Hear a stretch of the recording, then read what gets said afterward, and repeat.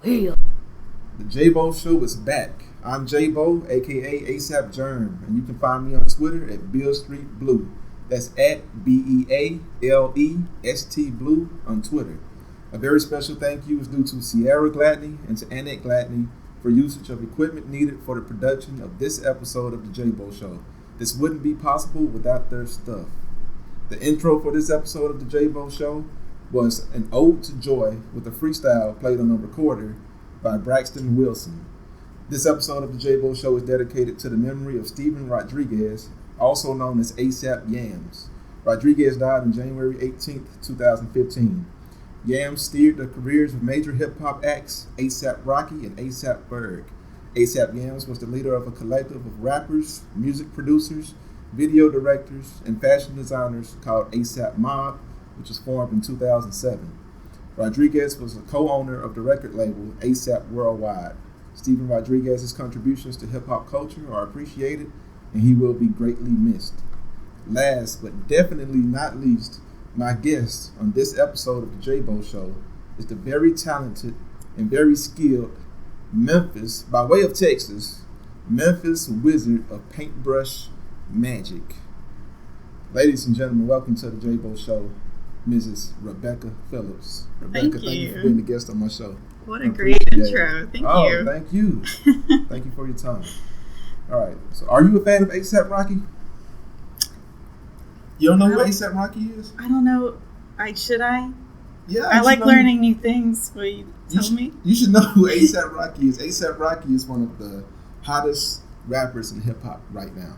Oh, okay. I'll look that up. I don't get out much. You don't get out much? Yes, so most of the questions you ask are probably going to be no. Rebecca, you don't necessarily have to get out. Okay, that's true. That's true. ASAP Rocky. So I don't turn on the music much either. Like I used to, but since I had a kid, the music kind of turned off. So are you listening to kid music now? I don't listen to anything. To anything? No, because I have to make sure she's not, electrocuting herself or something in the background. So what do? Do you unplug everything? Yeah. If I have to work, I just keep it quiet so I can make sure she's playing and not being mischievous or whatever. But yes, ASAP Rocky. ASAP Rocky. No hip hop. I do. Well, so I listen to different stations on Spotify, and it's possible that I've listened to him and just didn't know what he was. On your phone? On the computer. So when I do late at night, when she's asleep, I'll listen. I like the Roots. I don't know. That's not hip hop, but hip hop. Yeah. Okay. Hip-hop. It is okay. Yeah, more mainstream, but yeah. Probably. Yeah. I'm a sucker for even the mainstream. Well, they're cool. I mean, it's no problem. But ASAP Rocky, he's hot right now. He's from Harlem. Oh, nice. He's from Harlem, but he sounds like he's from the South, and he's really hot right now. So I suggest when you go home, the next time you listen to Spotify, pay attention. I'll make that a station. Make that a station. Go home, make an ASAP Rocky station as soon as you get home. I'll do that ASAP. And when the baby is asleep at night and you have a chance to listen to music, listen to ASAP Rocky. I will. Thank you. Hot. He has a song with Juicy J. You know who Juicy J is, don't you? I don't. I'm told you every question you ask is going to be no. Juicy J is Memphis. That's M-Town right there. But anyway, just go home. That's your homework. That's your homework. Thank you. I love being introduced to new things. So I'm really excited about this. You won't be disappointed. Listen to ASAP Rocky. Okay. He's hot. All right? All right. All right. Now we're going to talk about Memphis Type History. Correct me if I'm wrong. Memphis Type History is a collection of photographs, paintings, and writings about various historical places and people in Memphis. That is correct. Correct? Okay. Mm-hmm. I did some research, and I found out that in the Memphis Flyer, Bianca Phillips, on October 24th, she said that this project began with the photography of Jeremy Greene. It did. In 2009, and it turned into a book written by Caitlin L. Horton. Yes. And with paintings in the book. Yes. Done by you. Yes. Okay. One thing I noticed that the book was published by History Press. Oh, it started off that way and it ended up not going through. It didn't go through History Press? History Press got bought out by Arcadia, and so it had to be repitched, and Arcadia felt like it was too much of a risk to publish. Mm-hmm. So they were going to publish it, but it would have to have been in black and white, and that doesn't make sense for an art book to be in black and white. Right. So we went a self-publishing route. But it still worked well. People love it. We were really happy with the results. Probably even happier because then this way I was able to actually lay out the book myself. And we got to set it up and do a little more creative. We had a little more creative freedom with the book itself, because we got to do that. Right. That would have been a shame for them to have published the book and not be able to publish the pictures in color because the pictures are so good and the paintings are so good. So it wouldn't have made sense. So I'm glad you guys found a way to get it self-published and keep it in line I love with your color. vision. And black and white would have taken away from the project significantly. I think so. All right. You told the Choose 901 blog that Greene's photos inspired you to get back into painting. Did you stop painting at some point? I did. I painted as a hobby on the side, and I'd taken some painting classes in school, but ultimately I'm a graphic designer. So I had an emphasis in illustration at the time, but career-wise and anything that I've done is mostly graphic design. So I hadn't painted for several years, probably. And then that was a chance for me to get back to it. Okay. Before we started the interview, you told me that you went to school in San Marcos at Texas State University. So that's where you studied your graphic design? Yes. Is at Texas State? It is. Okay, cool. With your painting and your graphic design, was that a natural talent for you, or did you start to do that in school?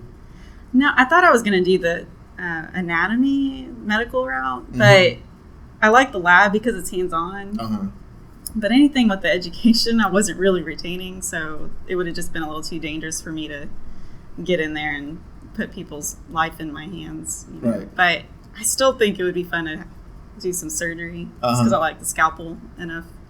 So you started off as a student, as an undergrad at Texas State in the medical field? No, I did. It was community college. So I started to get into anatomy, and then I realized after a year, I was retaining it. I was just memorizing it just to get by, and then I was like, I don't know how the human body works. What am I doing? So at Texas State, I already knew to get into communication design and design work where I don't have to study and memorize so much. Right. That's cool. And what's your favorite material to paint on? Any kind of wood. Okay. Really. Hardwood, hardboard, or just raw wood, anything of that sort. Canvas, I'm not big on the fabric because you can see the texture of it too much. But So do you paint for a living as a full-time job, or do you have another full-time job you do every day? I don't. I'm thinking about getting back into full-time graphic design, actually, and keeping painting as a hobby. I consider transitioning into just doing painting full-time, but with a kid and another one on the way, it's not really practical. Kind of stay-at-home mom right now? I am. Okay, and everyone thinks like, oh, it's a perfect situation. You're going to have a kid and you work from home, but they take up the time. Right. Yeah. On Twitter, you said that, quote, you work with paintbrush, not Microsoft. And I was wondering, I wanted to ask you, like, do you have some kind of animosity or beef with people who do art digitally as opposed to doing it with paint, with real paint? Oh, no, I illustrate digitally just fine. I just don't understand. I don't even know how to use Microsoft Word. Or or Excel or Microsoft Paint. I don't know how to use any of that. Any of it? No. Photoshop? I know Photoshop. I know Adobe products. Okay. So Photoshop, Illustrator, InDesign.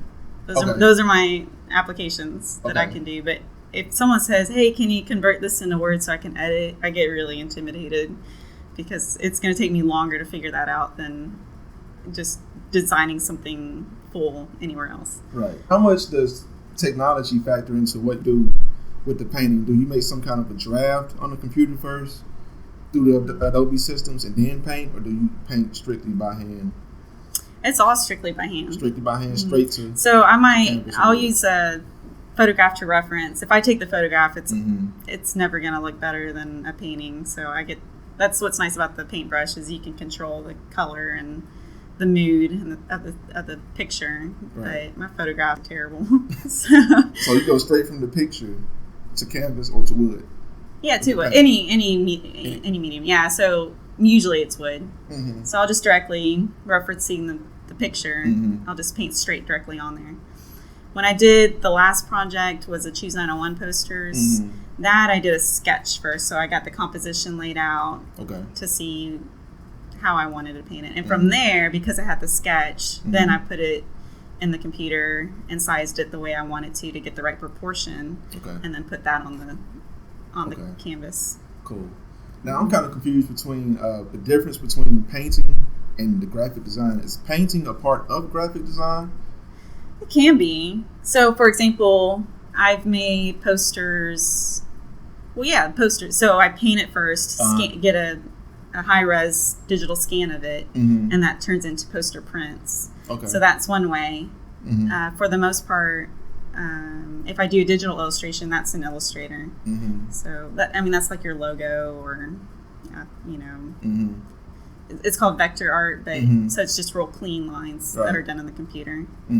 So there's always kind of a way, I guess, with you or with other people who make art, there's a combination of the digital with the Adobe and the software and programs like that, and I guess I'd say like analog with the paint by hand, things like that. That's cool. I thought it was either one way or the other, but there's a way to mix it. And the analog. I didn't know that. Well, that's what's nice about having the graphic design background, is that I know that I can do extra with the painting and putting it in the computer. Gives you extra set of tools. And I can turn my paintings into print materials too, whereas someone that just paints, they're just selling their painting and that's it. That's cool. I noticed on your Twitter profile too that you have a black and white piece of art that you did about Johnny Cash on your Twitter profile. Hand lettering is something that I do love to do as well, and so that's just I just love typography. And the hand lettering is just what you say it is. It's lettering by hand, right? Yes. Okay, cool. And it looks good. I thought that you had done that with the computer. It looked digitized, but you did it by hand? That was all by hand. Wow. So all the lettering paintings that you've seen are just by hand. Wow. So I don't know if I post anything digitally just for different clients, but that's like invitations or banners, just regular print stuff. Cool. Well, I like that picture you did about Johnny Cash, the black and white. Thanks. One that's on Twitter. You're welcome. What does Johnny Cash mean to you? I'm a Johnny Cash fan. He's from Arkansas. I'm from Arkansas. Yeah. Actually, he grew up not too far away from where I grew up. So I like Johnny Cash. So what's your connection to Johnny Cash? What does Johnny Cash mean to you? I actually don't know who Johnny Cash is. You don't know who Johnny? Oh my God! I was about to say. Yeah, no. First, you don't know who A$AP Rocky is. I know. And then you don't know who Johnny Cash is. I was gonna have to. I did learn Johnny Cash later in life. Okay, you have to understand. I'm in a Hispanic home where we didn't listen to much. I mean, Conway Twitty, I guess, is what I grew up listening to. That's really twangy, old school. Yeah, we have a really weird background in music, and then it was like La Mafia and La Caliente, Selena, stuff like that. So you went like directly from one extreme to another, with like the old time honky tonk country to I guess cumbia. Yeah. But then also Billy Ocean. Anyway, so I kind of did the music exploring a lot later in life, and so Johnny Cash was even someone that I didn't even discover until I was in college. But moving to Memphis and learning who all the people who recorded here and got their big start here was kind of inspiring. And so that in itself, even though I really had liked just the old, there's a lot of just feeling in the music of that style that he had. And the fact that he even played at a prison. Where that means something. Nobody else would just think like, oh, I have a lot of fans in prison. Let me go perform there. Right. So, little things like that make me appreciate a person. The decisions they make, or the fact that he decided I'm just going to wear black all the time. That's cool. I listened to that Folks in Prison album a couple months ago, and that's one of the best albums I've ever heard. I'm sure you've heard it, right? That's one of the best albums I've ever heard. Could you imagine, like, a popular artist? I can't even imagine a popular artist today having fans in prison and knowing that and wanting to do a show in prison. Like, I couldn't imagine Taylor Swift performing at a prison. No, that's true. Wouldn't that be awesome, though? Yeah. It'd be kind of weird, but awesome at the same time. She probably didn't have very many fans in prison, I guess. She might. You'd be surprised. She might. Okay. The younger crowd. Maybe. Yeah, that's true. Yeah, maybe some people. young guys There are some people that love Taylor Swift. That's true. Exactly. She's a phenomenon. Mm-hmm. Just like A$AP Rocky. Yeah. Yeah. Taylor Swift may have more fans in prison than A$AP Rocky. She may. She may. And she seems like she's got a pretty good, heart and head on her shoulders. Yeah, I can see caring. I can see some guys in prison vibing out to Taylor Swift. I hope so. That'd be awesome. But I hope that's the thing that unites them all is Taylor Swift. Wouldn't it be awesome? Yeah. It's like a fight, like a big mob, like brawl in the cafeteria in the prison, and then like a guard like on the other side of the room flips the button on the boombox, and it's like this Taylor Swift song over the PA system. And they all like start dancing. Yes, and there's all this harmony. Awesome. Yes. Yeah. That's a great idea for a movie. You should pitch that to somebody. All right. You're connected to the creative world in Memphis more than I am. You should pitch that to somebody. I'll have to figure that out. Yeah, you can play Taylor Swift. Okay. I don't look anything like Taylor Swift, but I'll pull it off. I read also, Rebecca, that your husband, Michael Phillips, he's the media coordinator for Choose 901. He is. How does Michael help you with your career? If he does at all, does he help you with your career and your art? Well, he probably is my biggest fan. Okay. Well, that's good. That's good. I think he morally supports me well, so that definitely helps. I think in general, even before he was working for Choose 901 and city leadership, he's just an idea guy. Mm-hmm. So he's always trying to figure out how he can help manage what I do. Mm-hmm. But I get overwhelmed so easy. So I can't handle plans and that sort of thing. But he tries. How do you make marriage work? Oh, I don't know if I make it work. Well, you and Michael together, like, because marriage is a hard thing. Like, I know a lot of people who are married or who have been married, and they say it's such a hard thing to do. But whenever like you see somebody who can like make a marriage work and stay committed, I'm always curious as to what's being done or not done, or said or not said that keeps the marriage together. I think one thing is he's a really good communicator. Which I'm not. Communication is important. Yeah. So at least one person has to be a good communicator, and it's not me, but he is. So that helps. And then the other thing is he's my best friend. So you want to be with that person, and you want to see yourself growing old with that person, and not killing each other. Right. And I've never had that thought. Helps. Yeah. Not wanting to. Yeah. Yeah. So it works out. Emotionally, he's really good, supportive figure in my life. So yeah, I'm definitely going to keep him around if he's up for that. Let's hope that he's up to keep you around too. Yeah, I hope so. I need to find a job quick if he's thinking about kicking me out. John Bryson of Fellowship Memphis on Twitter, he mentioned that you are a Fellowship Memphis residency alumnus. What's the Fellowship Memphis? Fellowship Memphis is a church, and I worked there for a year as a graphic designer. Okay. So they had me in the residency program. They weren't as huge or as big of a church back then, and so I kind of helped grow in that department. But the residency program is actually really good for if you want to be a pastor, or something in the church field. So. I didn't really fit that, but I did at least get to help for a year with graphic design. Okay, so was that graphic design work with them to help advertise the church, or? Yeah, like their sermon series, artwork, any print materials that they needed, promotional items, help keep the website running, that sort of thing. And then also from that was city leadership also I started doing work for them as well. What's for a little leadership? Bit. So City Leadership is the company that runs the Choose 901 campaign. Okay. So that's how I got to know those fellows too. Okay. So just temporary.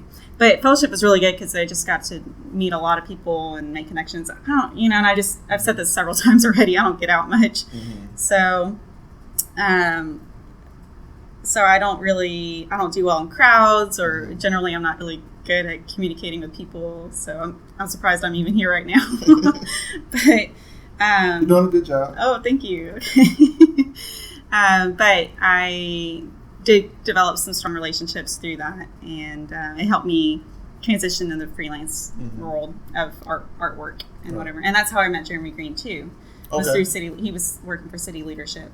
Cool. And he's an amazing photographer and videographer, and he's the one that kind of helped me learn a lot about Memphis as well. So seeing the different signage and typography in the city that has remained,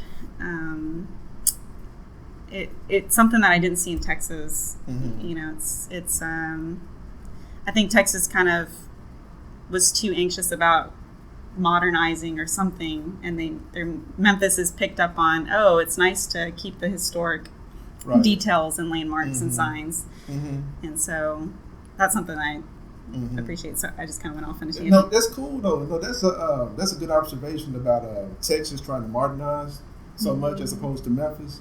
Like I told you before we started the interview, I lived in Dallas for 2 years, and I noticed that too, because a lot of people are moving to Texas because it's booming economically, for one. So I understand why they're trying to modernize so much, and why you don't see as much of that in Memphis, because people aren't necessarily moving to Memphis in the droves that they are moving to Texas.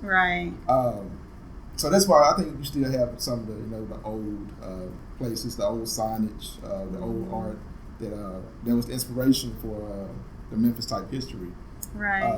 And during the Memphis Type History, what was your favorite place or landmark to paint? Ooh, that's tough. I enjoyed painting all of those. When I researched the different landmarks, then it even made it more difficult to decide, which have I appreciated more of all this. And I don't know, like Leahy's Trailer Park on Summer Avenue. It's a place that gets often overlooked, and actually all the signs are gone right now. They removed them all.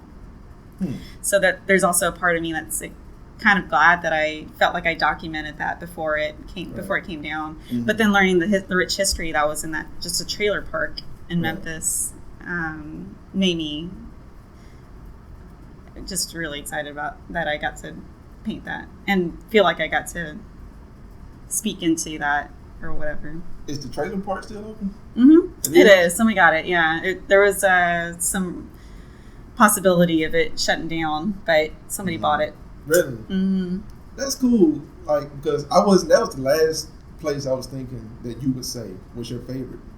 Well, I can't say it's my favorite, but it was just one that came to mind. Okay.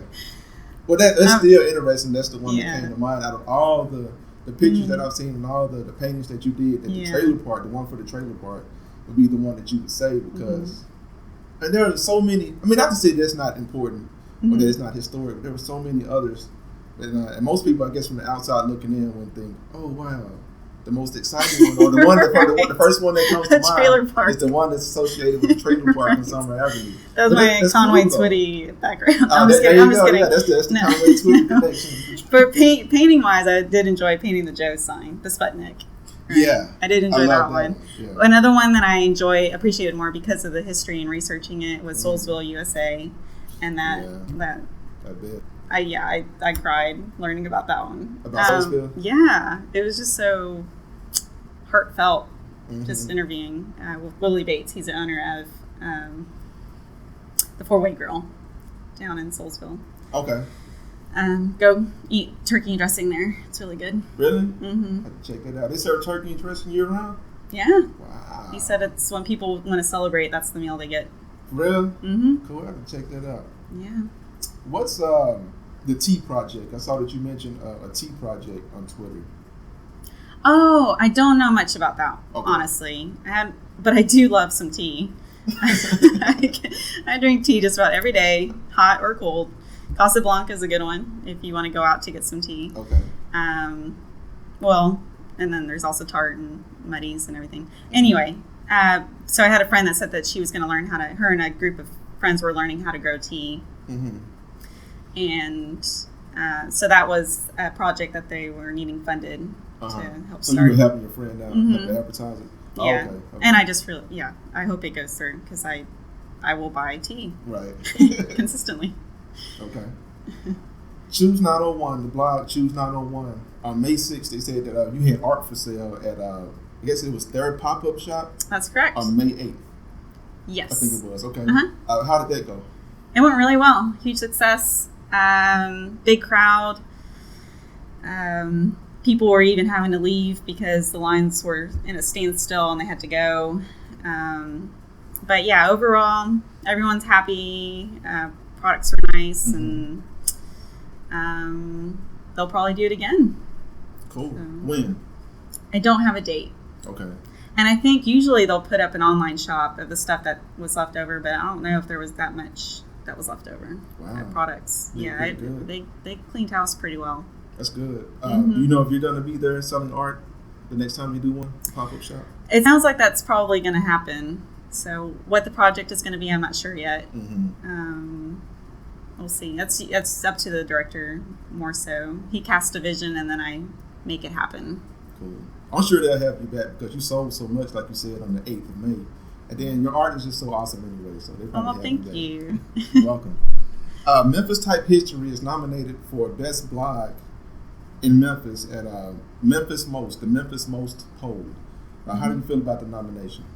I feel great. I think I'm hopeful that people that didn't even know about the blog will realize that it's more than just a book, because that's the thing. Caitlin and I were really. Caitlin didn't just write the book, but she also started the blog. She knows how to put websites together. Bless her. And so Caitlin did the writing in the Memphis Type History book. Okay. So she is my strength in that she does all this stuff that I just can't do, and so.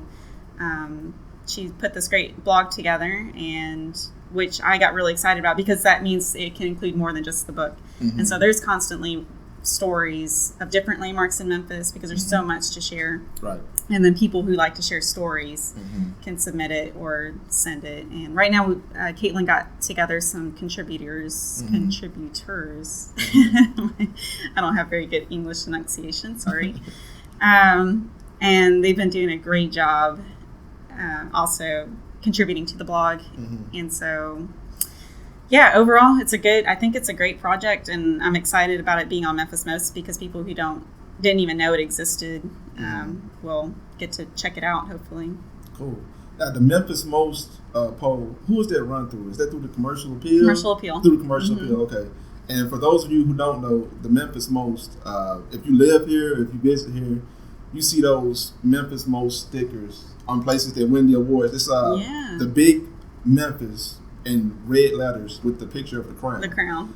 So anytime you go somewhere in Memphis and you see that that sticker on the door on the window, that means it's the best of the best, cream of the crop in Memphis. Yes. Whether it's a restaurant or a museum or anything. So let's push to get Rebecca and Caitlin and Jeremy. Let's push to get them on the Memphis Most as the best blog in Memphis for their blog, Memphis Type History.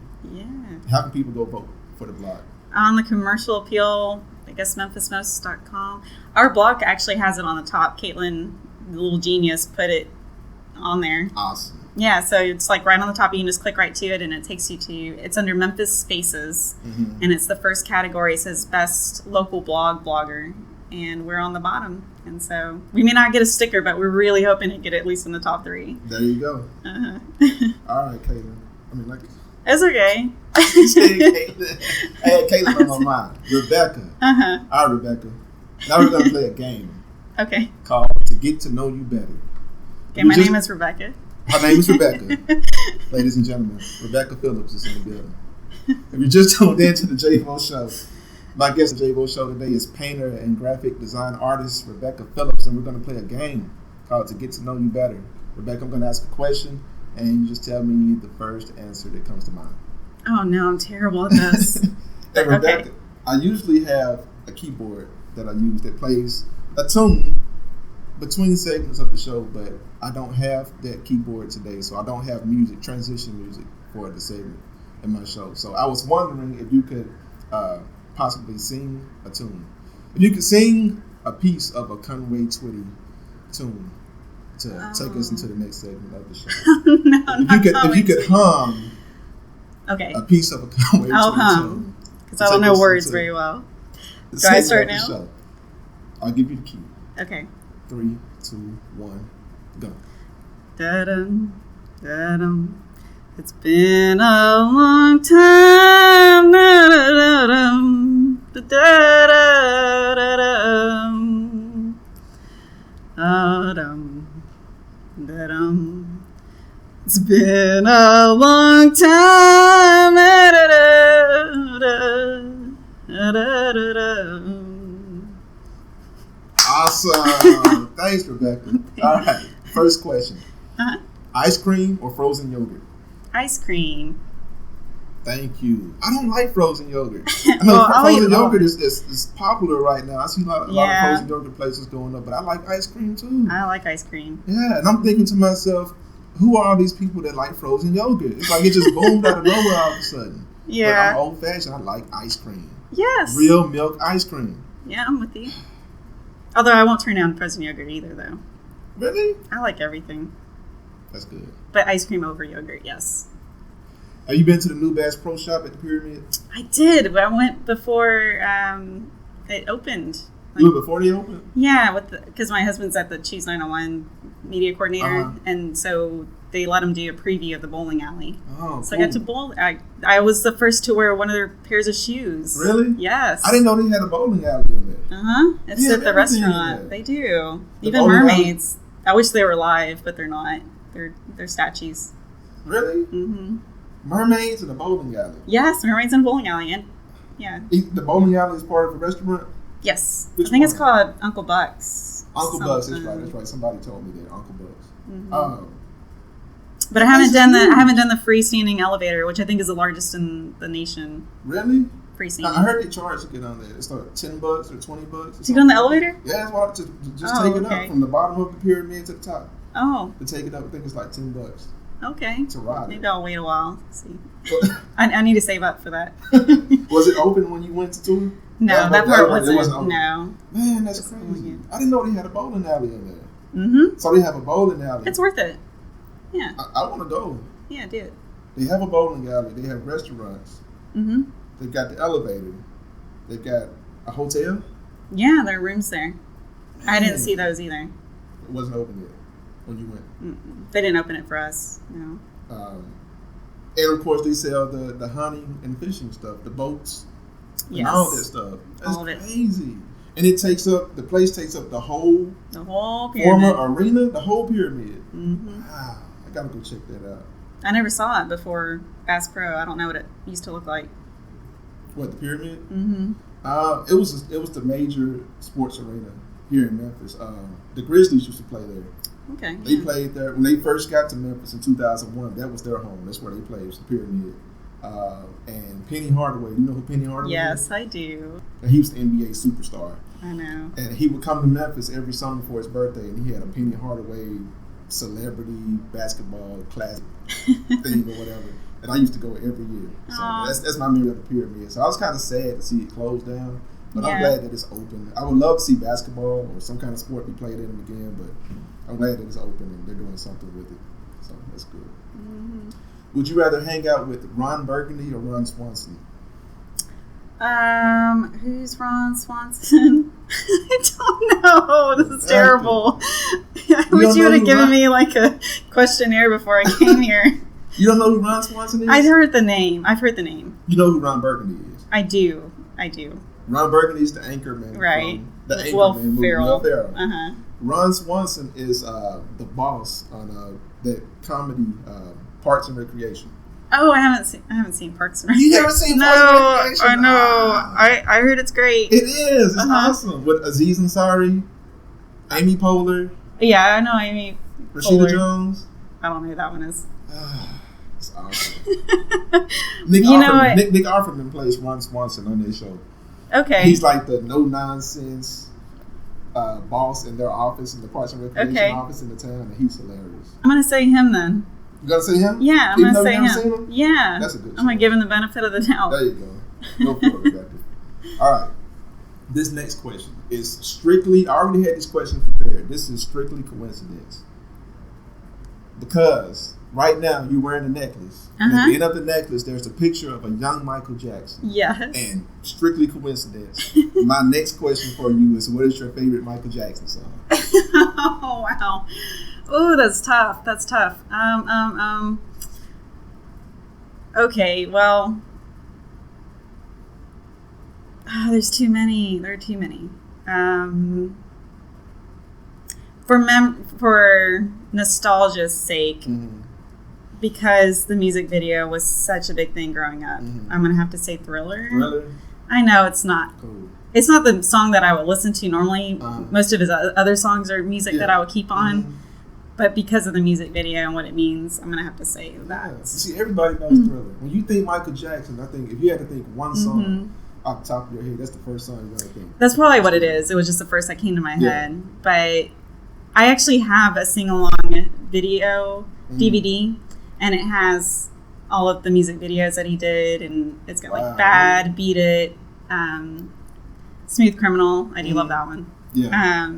And so you can sing along with it. Pretty Young Thing is my favorite Michael Jackson song. That's my favorite one. I love this song. Have you played the game, Michael Jackson Experience on Nintendo Wii? I haven't. You haven't played it? No. Have you heard about it? Yes. I totally forgot about that. It's awesome. Do you have a Wii? I do. You need to go buy that. I do. Jackson I remember when it came out, I was excited about it.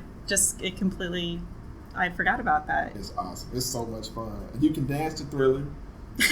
My favorite song in that game to dance to is Remember the Time. Yes. It's one of the most difficult ones, and it's one of the best ones. See, every time you mention a song, I have the video visual in my head.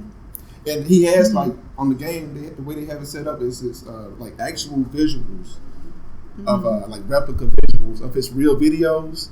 And, like, there's, like, a person who's in a green suit or whatever, and he dances. And he looks like Michael Jackson. He does the Michael Jackson dances, and you do it with him. And the game judges you on your accuracy in doing the moves. Oh, I can do that. You gotta get that. Okay. Michael Jackson Experience. Okay. What was the last app that you downloaded? Oh, on my phone? Yeah. Or okay. Or on your iPad or tablet. Well, my computer, I did download. This is so boring. Just the latest in design. Because I was going to ask you if it was art related. Yeah, it was. It is art related, okay. Yeah, I had the old system, and I just had to upload the Creative Cloud recently. What's the Creative Cloud? It's all the Adobe software that you need. Even all in one app. Well, yeah, I've only downloaded InDesign. I still need to go back and download Illustrator and Photoshop and all that stuff. Cool. But they get you. They make you, because I have the old system, I can't open any new files from what people give me. So I know. So I have to upgrade. I have to upgrade all this stuff. Keep upgrading. Yes. That's how they get you. They do. All right. We got one more section to the show, Rebecca. It's the last section. It's called the fill in the blank section of the show. Okay. And we're transitioning to a new segment. So I need some more music. Just a little bit. No. Just a little. Do I do Michael Jackson? You do Michael Jackson? Yeah, do Michael Jackson. Do Thriller. How about Billy? I don't know. I was going to say Billie Jean. You know the words to Billie Jean? A little bit. Do what you know. Yeah, tell me if I'm getting it wrong, because I've always wondered if I've been singing it wrong. I don't know the words to Billie Jean. Okay. I like the song, but I don't know the words. Okay. Do what you know. Transition this. All right. Do I start now? Go. Okay. Billie Jean, not my lover. She's just a girl who says I am the one. Yeah. But the kid is not my son. Do. All right. Fill in the blank, Rebecca. Okay. Blank makes me happy. Love. Oh, no. Life without art is.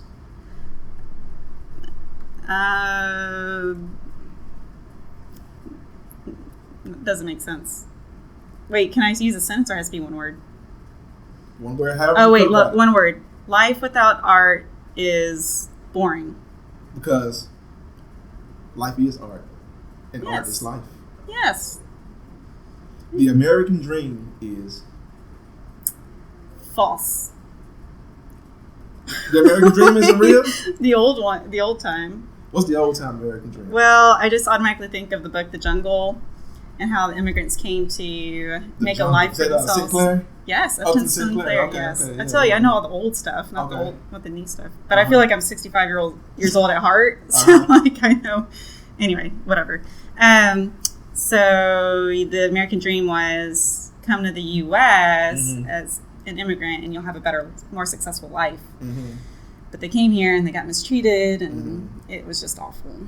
So that's what. So the American dream is false. That one is. That one is. Yeah. What about your American dream? Do you have a personal American dream or a personal idea of what you think the American dream is or what it should be? Just enjoying the life you have here. I mean, this is a blessed country, so yeah, enjoy it. Good. Memphis is love. My name is Rebecca Phillips, and I'm a friend. That's it. Another episode of the JayBo Show in the Raps. Rebecca, you have anything else you want to say? Any comments, suggestions you want to make? No, this was fun. Thank you. Oh, you're welcome. There you have it, ladies and gentlemen. Another episode of the JayBo Show in the Raps with my guest painter, Rebecca Phillips. Rebecca, thank you once again for being a guest on my show. And we're out. All right. Thank you.